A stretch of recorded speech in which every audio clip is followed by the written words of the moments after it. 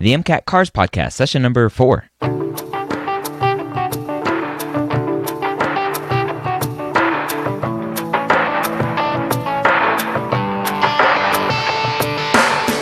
The Cars section of the MCAT gives thousands of pre-meds nightmares every night.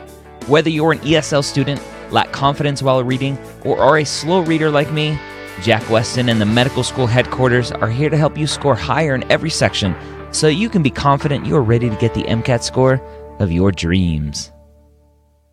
Welcome to the MCAT Cars Podcast. As always, my name is Dr. Ryan Gray, and I'm your host here on this podcast with Jack Westin, founder of Jack Westin, the expert MCAT Cars tutor. I hope you're having a great week, and thank you for taking some time to listen to our podcast today. We are still new in this MCAT Cars podcast world, so if you have any feedback for us, go ahead and email me, ryan@medicalschoolhq.net. I'd love to see what you have to say. Today we're diving into a Slate article about a history book. Jack Westin back with some more Cars passages. How you doing today? Great. How are you, man? I'm good. We have a Slate passage today. Now, as students are reading these, the first episode, we took one from Time and then Gizmodo.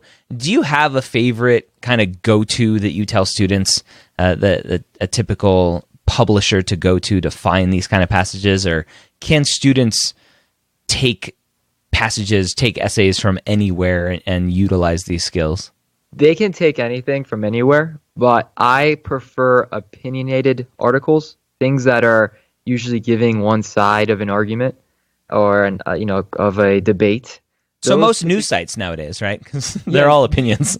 Exactly. But the problem with news sites is that they pick out articles or their topics are relevant to the reader, because I don't think readers normally pay, right, unless it's relevant to them and it's interesting. So it's kind of a double-edged sword there. You don't want to read very relevant, very recent articles. Like, you don't want to read things on Trump. You don't want to read things on what's happening today in politics or climate change.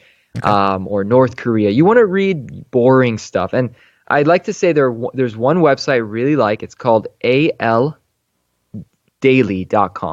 aldaily.com. And they have an opinion section, and those are great resources. Economist is not bad.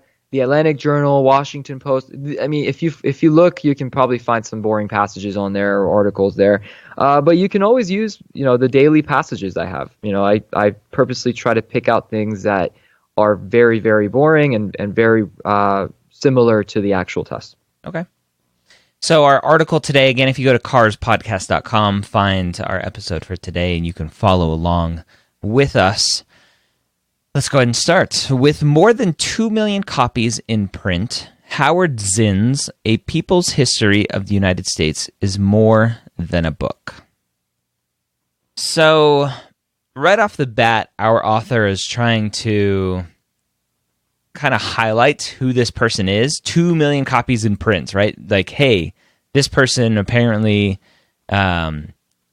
knows what he's talking about or wrote a good book because it has sold 2 million copies. And A People's History of the United States is more than a book. So it's kind of setting it up to say this apparently has more of an impact maybe than a book has an impact. I don't know at this point what the author means by more than a book. Right. So there are two ways of interpreting this. One is maybe this book is amazing, right? The other is that it just has a huge impact. I think your interpretation is more correct. It's more objective. It hasn't said it's amazing as in like it's a good thing. It's just said that there is a lot of there are a lot of these books out there, right, of this book, and it seems to have a bigger impact than just being a book, right, like you said. So great. Now, another big thing I want to mention is usually what the MCAT does is, they always do this, is they italicize names of work, right? The names of a piece of work, a piece of art, an article, a book. If they mention something that's italicized, it's usually a piece of work. Think of it that way. Okay. So A People's History of the United States would be italicized. It's not italicized in in the the link here, the website, but it would be on the actual test. It's italicized on mine. Okay, yeah, never mind. I printed it out, so it might be a little bit here. That's all right. It says it is a cultural icon. Okay, so that's a very short sentence backing up. It's more than a book. It's saying it's an icon, a cultural icon. And so I have to kind of guess what an icon means, that it's a good thing for culture, that it's this big thing in culture. Right. So it seems to be veering into the positive direction, right? Icon. Okay, sounds good. Now, cultural. So we're not talking about economics. We're not talking about education. We're talking about culture, right? So keep that perspective. All right. You want to read a real history book? In quotes, Matt Damon asks his therapist in the 1997 movie Good Will Hunting. So it's bringing in culture, right? Good Will Hunting, an amazing movie. And it's quoting Matt Damon in that movie, asking his therapist about a history book. I love this movie. Yeah, I remember him saying this to I think it was Robin Williams, right? So yeah, that's it. It's kind of Matt Damon supporting this, at least in the movie supporting this. We don't, it's not really Matt Damon. We don't know what Matt Damon's actual point of view is, but within the movie. Okay, go ahead. Read Howard Zinn's People's History of the United States. That book will knock you on your ass, in quotes. So Matt Damon is telling his therapist that this book, People's History of the United States, will knock his therapist on his ass. So what does that mean? Knock you on your what does that mean? Behind? That apparently it's a really good book. Right. So you may not know that idiom, right? You don't need to. You don't need to know what knock you on your butt really means, but based on everything else you're reading, you can probably guess, okay, it's probably a really good book, right? That surprises you in some way. Okay? The book's original gray cover was painted red, white, and blue in 2003 and is now marketed with special displays in suburban megastores. So it's saying that in 2003 it was, I don't know, maybe rebranded is a good word, that maybe it's taking hold of its cultural icon roots and saying, oh, red, white, and blue, this is America. And now it's on display in these big stores. That was excellent. Yeah. So something to do with maybe America, maybe it's positive. They're rebranding it in this way. It seems more of a factual sentence. So you could not take anything away from it and still be fine. Okay. Right. I mean, you should understand factual sentences, but I don't think it's going to change anything, right? It's not really changing much here. Okay. Yeah. Once considered radical, A People's History has gone mainstream. So now it's giving us maybe a bit of a different view of how this book was originally maybe interpreted as being a radical book. We don't know radical in which way, but just a radical book. And it shortened the title here to just call it A People's History, so that may be confusing to some. Mm-hmm. Yeah. And now it's saying it's mainstream, so that it's more popular now. That's it. So at one point it wasn't that popular. It was maybe, tied to certain groups of people or a niche. Now it seems to be more popular. That's it. Okay. By 2002, Will Hunting had been replaced by AJ Soprano of the HBO hit The Sopranos. So Will Hunting, 2002. So it's giving this replaced by AJ Soprano. So it's kind of confusing because it's talking about characters in shows and movies, and Will Hunting from Good Will Hunting being replaced by somebody from The Sopranos. Replaced, we're not sure at this point what the author is trying to mean there. Right. So it seems pretty weird, but we were talking about Good Will Hunting, right? This guy, you might not know Goodwill was, or whatever, is referring to Will or whatever his name is in the movie. But the fact that they're replacing it with some other guy in the HBO hit, so maybe another source, another support for the same concept. We don't know a lot going on, but we probably think it's going along the lines of, hey, this book is great. Mm-hmm. Okay. Doing his homework at the kitchen counter, AJ tells his parents that his history teacher compared Christopher Columbus to Slobodan Milosevic. So AJ is talking to his parents, Christopher Columbus and this Milosevic character. We don't know who Slobodan Milosevic is at this point, so I'm not sure why this comparison is important yet. Think about it. What were we talking about right before this? We were talking about AJ Soprano replacing Will Hunting about a people's history. Well, what about before that?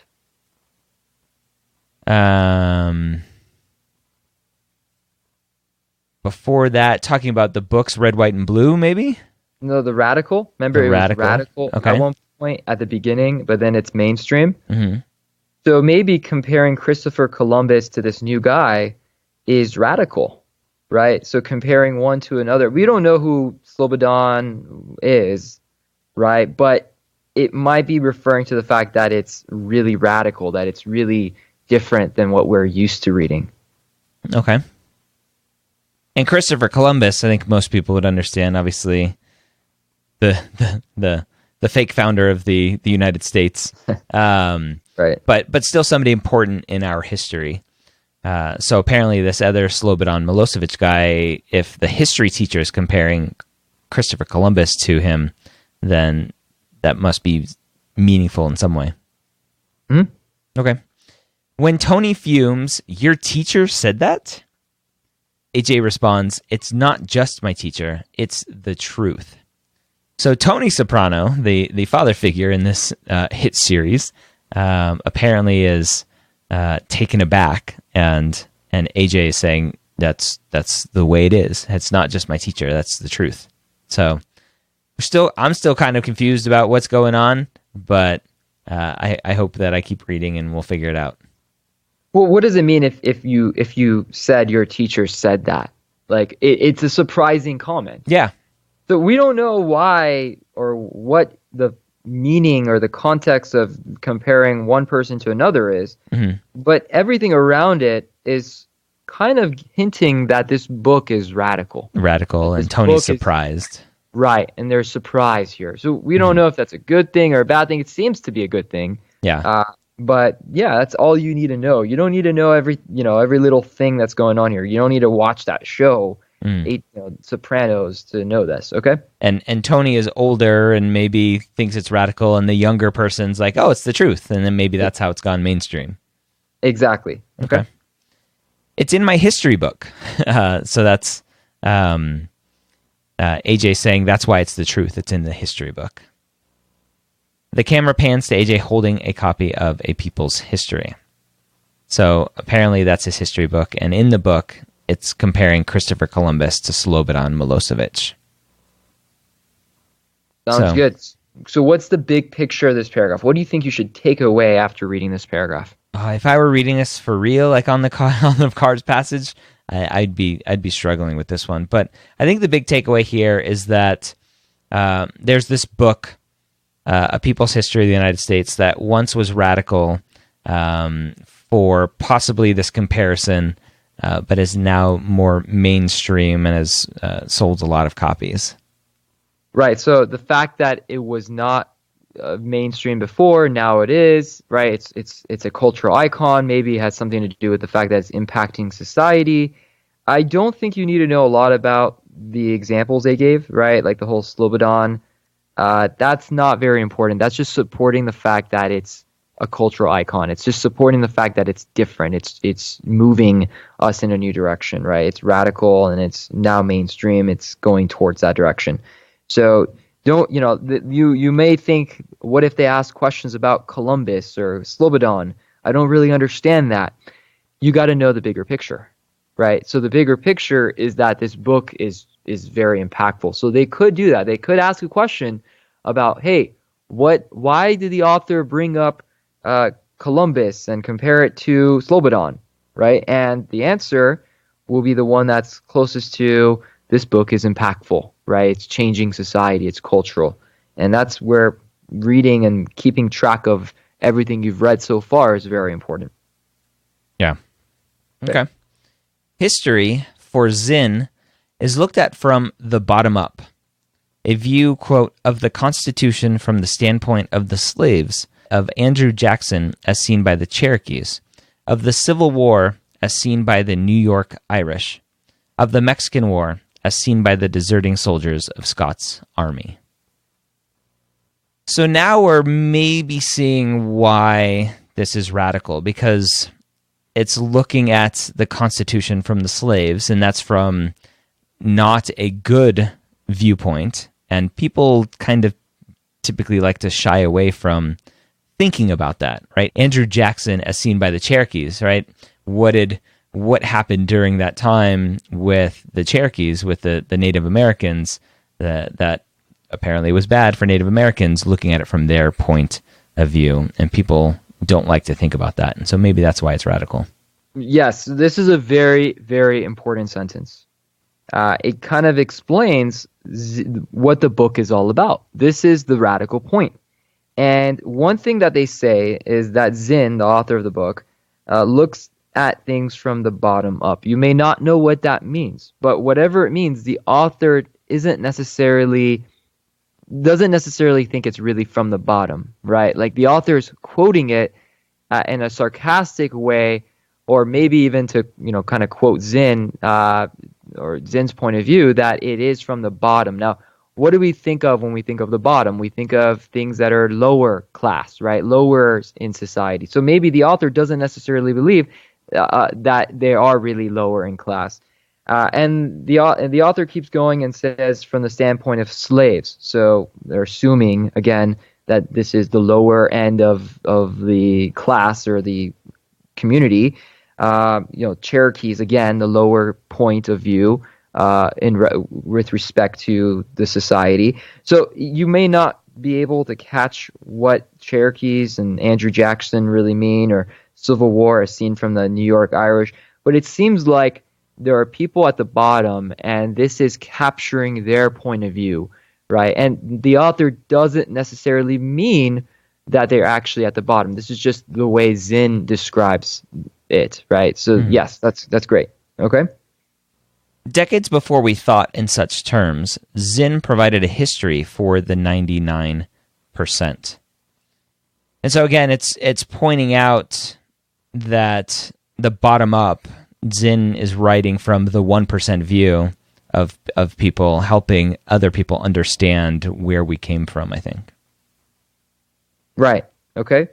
So Zinn provided a history, so explaining those 99%, those people that are maybe victims, or I don't want to say the word victim, that'd be too subjective here, but the people who seems to be on the lower end of the society here. Okay.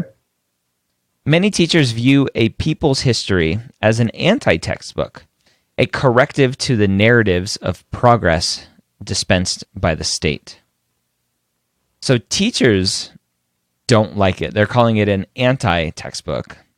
And they or I don't know if we should read into that they don't like it. They're just calling it an anti-textbook. Right. So be careful. Yeah. Good point. I like how you... Okay, go ahead. And explaining what that anti-textbook means, a corrective narrative to the narratives of progress dispensed by the state. So dispensed almost seems like a negative connotation, like the state is pushing this narrative down our throat, and this People's History came out to say, well, maybe it's not that way. Excellent. Yeah. So maybe teachers might actually like this, for all we know, right? Yeah. Anti doesn't necessarily mean it's bad, right? So great. So corrective is actually a very strong word, because that's saying that it corrects whatever it is. Like you usually want the correction, right? Yeah. So correcting whatever stories the state dispenses, and dispensing is usually a more negative word, but you don't need to look at it as a negative word. You could just think, okay, they're correcting something the state said, right? Okay.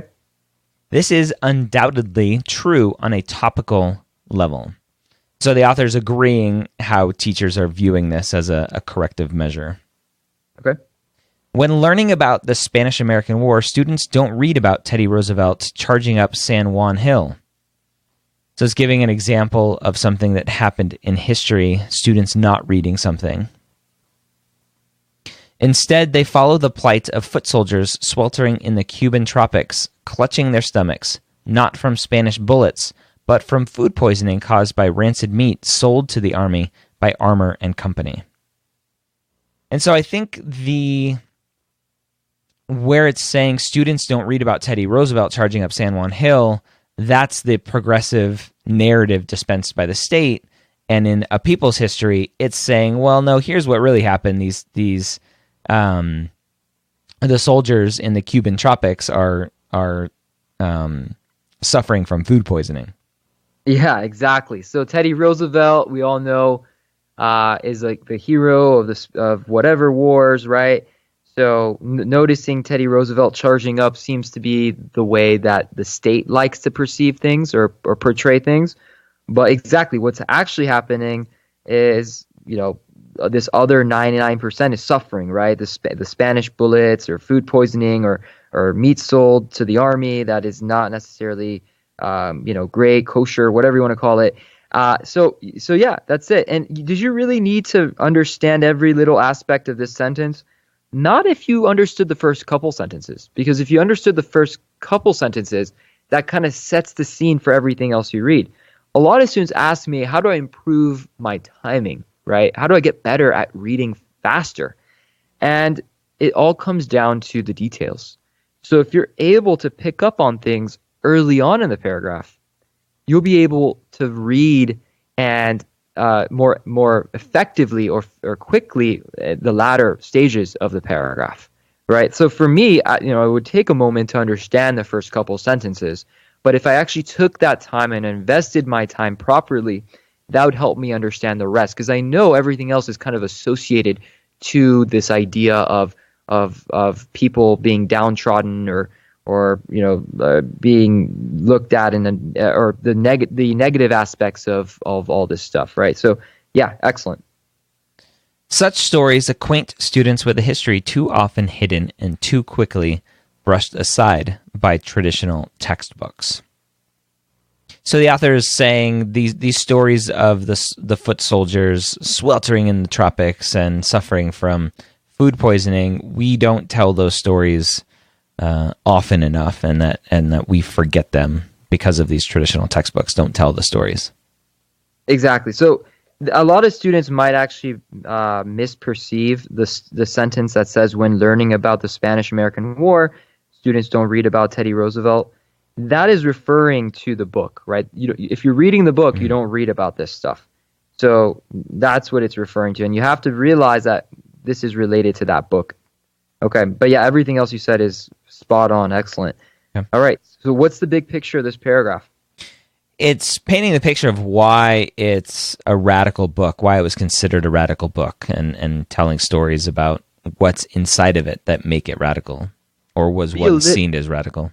Would it be a little bit more specific? It always helps to be a little bit more specific. So what is the radical thing? I mean, I know you know it, but for everyone, if you're listening, you have to make sure you're very specific in what they're trying to say.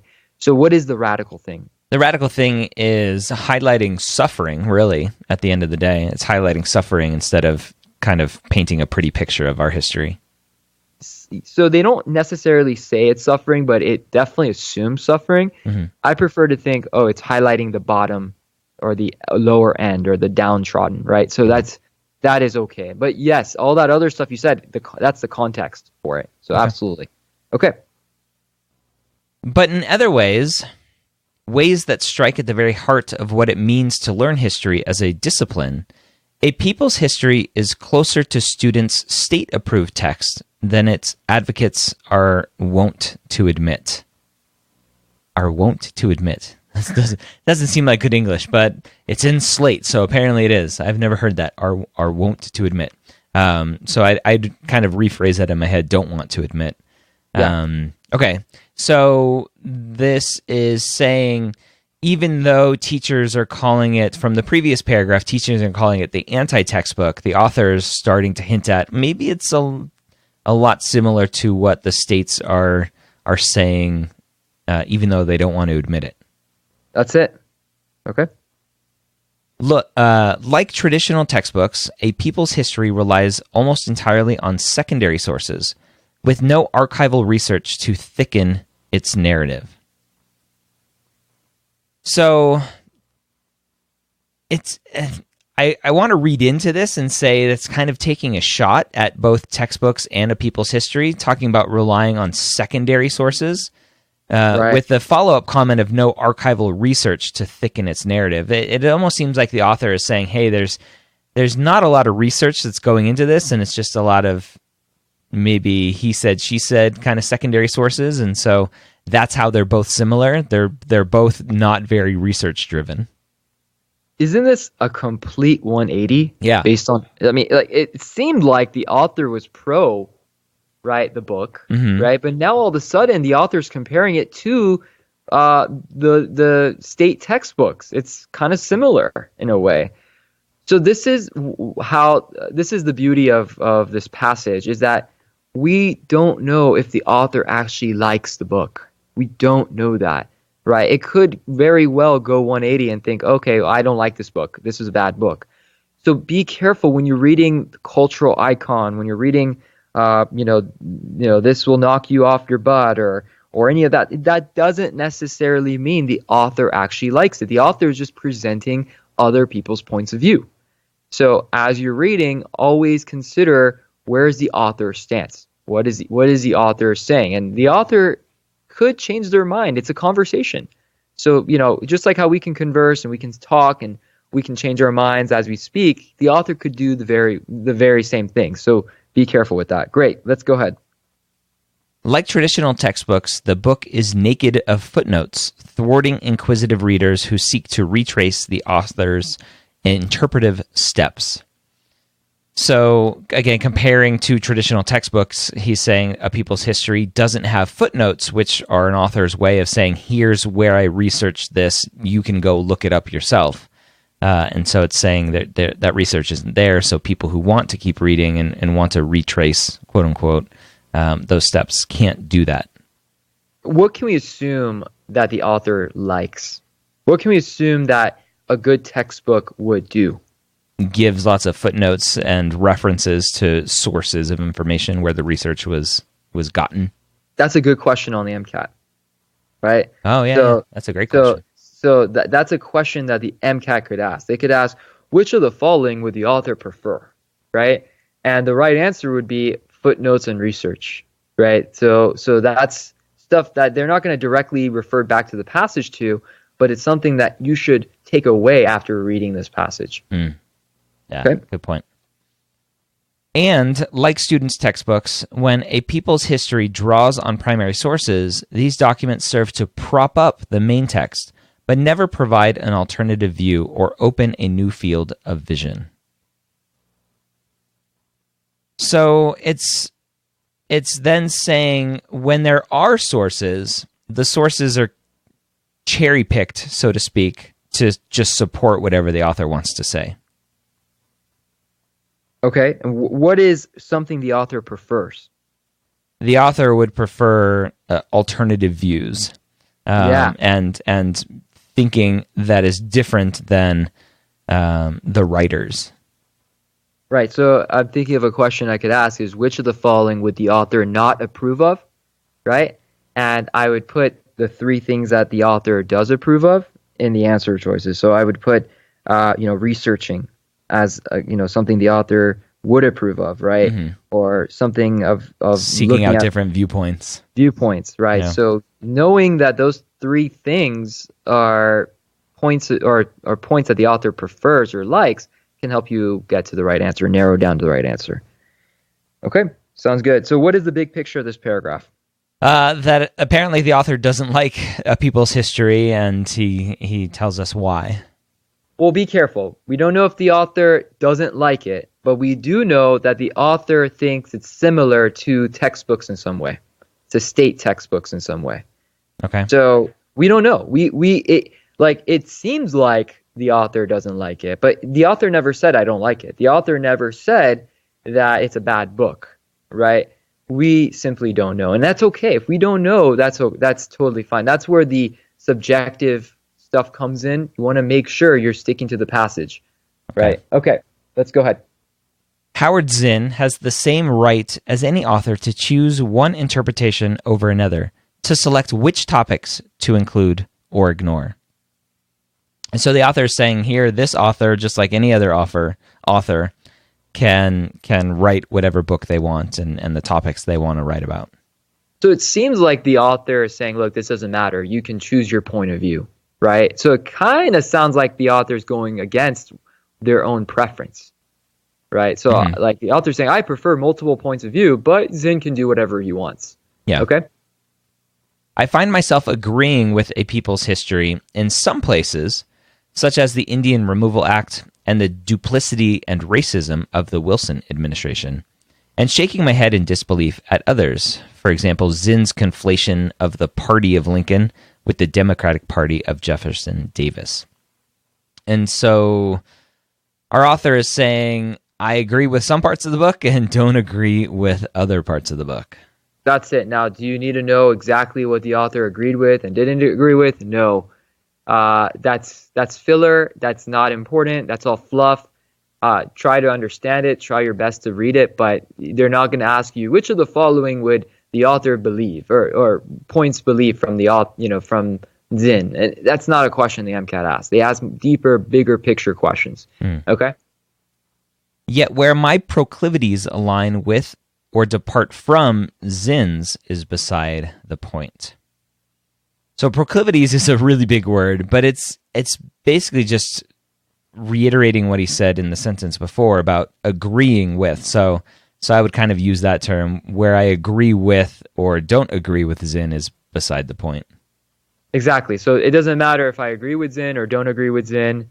You don't need to know what proclivity means. It's not that important here. But yeah, you picked it up. Something to do with agree or disagree.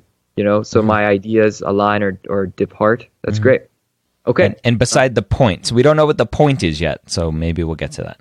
Excellent. Yeah, absolutely. So right now, this paragraph was just it's kind of a misdirection. This paragraph is expanding on a point that the author doesn't care about. It's just filler based on the previous sentence.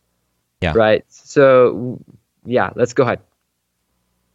I am less concerned with what Zinn says than his warrant for saying it. Less interested in the words that meet the eye than with the book's interpretive circuitry, which doesn't. Whoa. I am less concerned with what he says than his warrant for saying it. So I'd have to figure out what warrant for saying it means.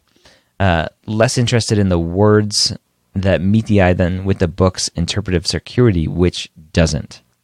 It ends very strangely, and I don't know how to read that. Very tough sentence. A lot of students are going to read that and think, wow, I'm so lost. I have no idea what any of this means. So I say focus on the parts that you understand. I think the first clause is all you really need here. So I'm less concerned with what Zinn says. So I don't care about what Zinn says. That's been proven in the previous paragraph. I don't care if he says this or he says that. I don't care. Okay? Where am I? So then his warrant for saying it. So what does warrant kind of mean? What do you think warrant is referring to here? Maybe reasons? Reasons, yeah. So I don't care about what he says. I care about why he says it. Right? And you may still be confused about that. That is still very complicated.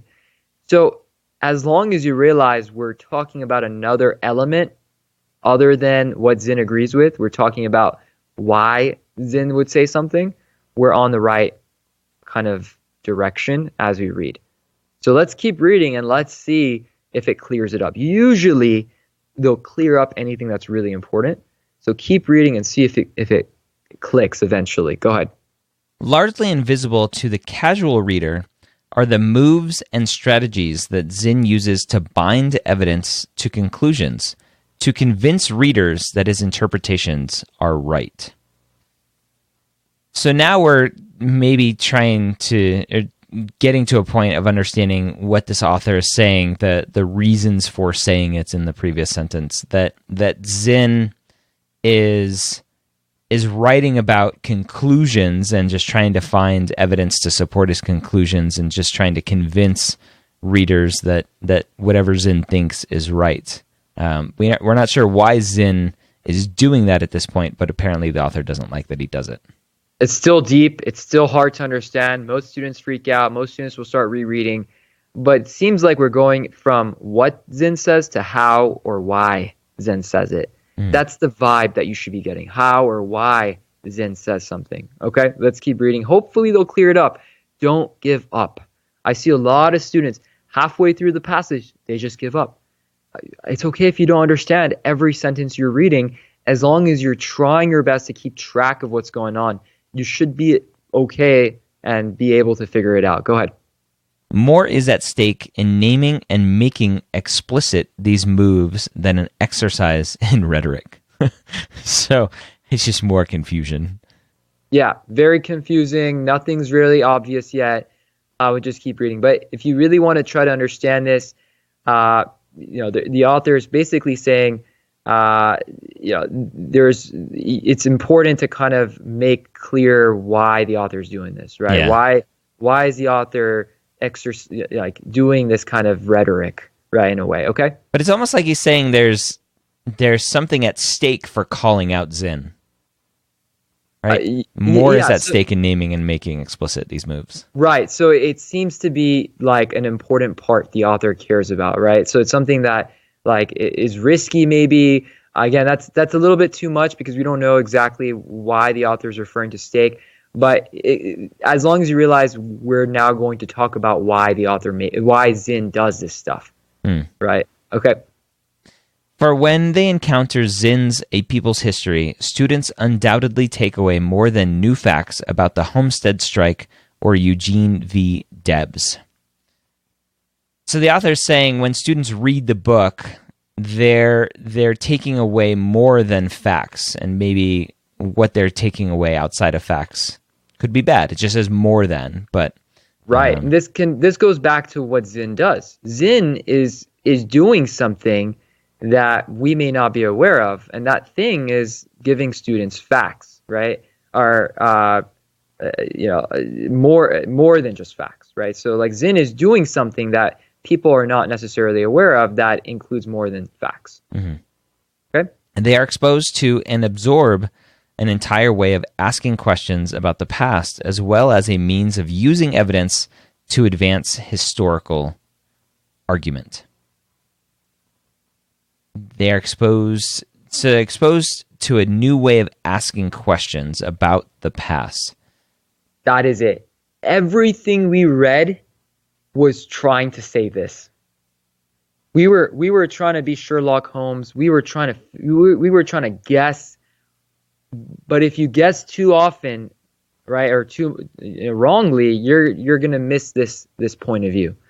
So the reason why I love this paragraph so far is because a lot of this was just fluff. A lot of this was just pure BS, right? They just threw it in there just to throw you off, and then eventually they cleared it up. They told us exactly what we need to know, right? Is that Zinn helps us ask questions, right? We don't know if that's a good thing or a bad thing. We don't know, but that's what Zinn is doing, right? More than just giving facts, okay? For many students, A People's History will be the first full-length history book they read, and for some, it will be the only. So he's just saying that, I think he's saying that A People's History is important because it's the first book and maybe the only book that students read. Okay, going back to the impact, sounds good. Beyond what they learn about Shays' Rebellion or the loopholes in the Sherman Antitrust Act, what does A People's History teach young people about what it means to think historically? So, again, what do they learn facts-wise, and then about what it means to think historically, going back to it's telling them to think a different way, to ask different questions. Right, and it's funny because the author ends up doing the same thing that Zinn is trying to trying to give, right? Zinn is trying to tell students how to think about history, right? And in a way, the author ends with that in this paragraph, right? Like, how does Zinn make us think about history in a way? So all you have to realize from this paragraph is that Zinn does something more than just give facts. It makes us think about history, and we can pick that up in the, let's see, it's the third to last sentence. I think they are exposed. So that is the most important sentence here. And it's the clearest sentence that gives away everything we were talking about before. So they are exposed to and absorb an entire way of asking questions about the past. That's the key.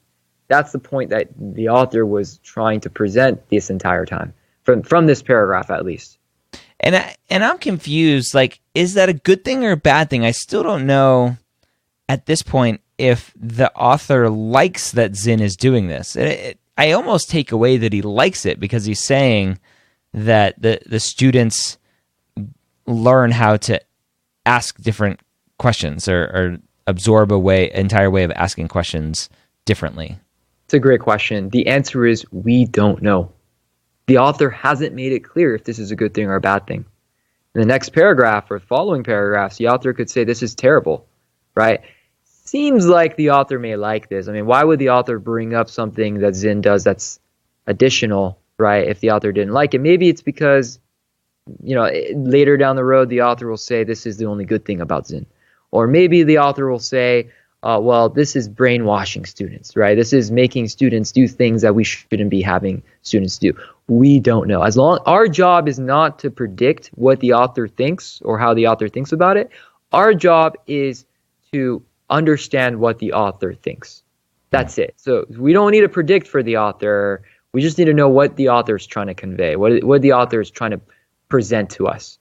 So what the author is presenting is, Zinn does this. Zinn makes us ask questions about history. Boom, that's it. Other than that, you're not responsible for it. And that's interesting to kind of go back to your point of, I think in the last episode we talked about reading the titles of the articles, and how what the MCAT or the AAMC pulls out for the passages may not have anything to do with the title.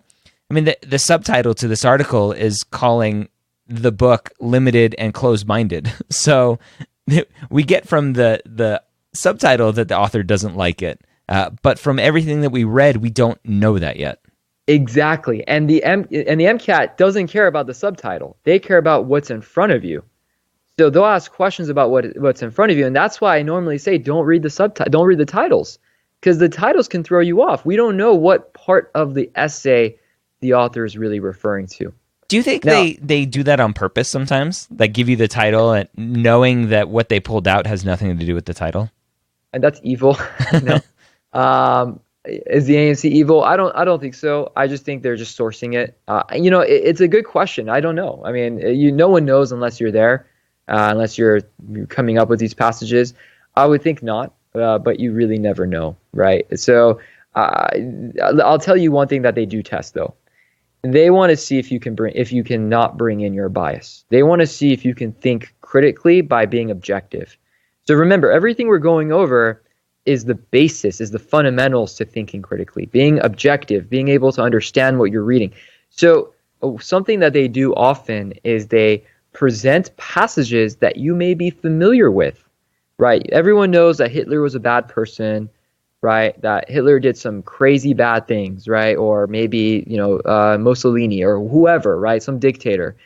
But then they might present a passage about how Mussolini or Hitler did great things for their country, right? And that's baffling. That's amazingly stupid to think, right? But we don't want to think of it that way. But if the passage says that, we have to go with it. So they're testing whether or not you can not bring in your bias.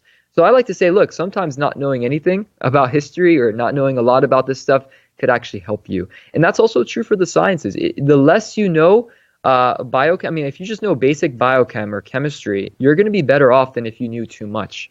Because if you're majoring in immunology or microbiome or whatever, you know too much, you're going to think too much, and that might throw you off on the test.